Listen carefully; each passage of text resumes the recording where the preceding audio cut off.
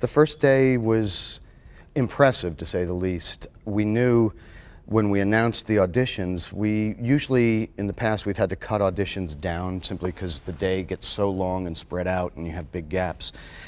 By the beginning of last week, it was obvious that we had a lot of people auditioning. Turned out it was easily comparable to New York auditions, where we have to roll them through as fast as we can, so you don't get the same opportunity to really get a feel a lot of times.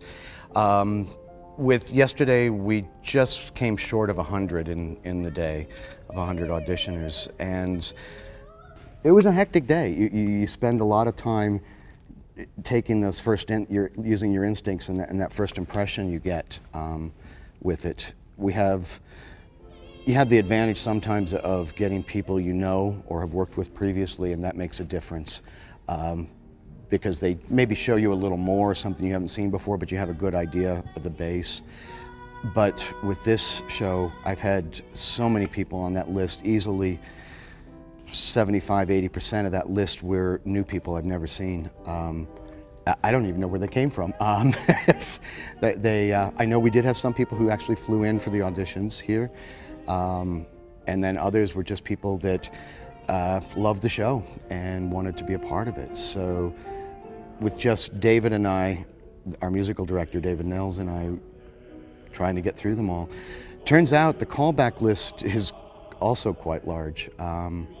We have a lot of options, and going into the show I have ideas of what I want each of the characters to be, but then you see people that don't necessarily fit your first thoughts, but you suddenly think, okay, that could be an option. I could do this, or I could change that.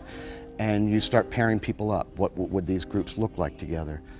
And when you've got 100 people you're doing that with, and we'll have another 100 tomorrow, yeah, it makes your head spin. It's a good challenge. I don't think we've ever had this large of an audition turnout.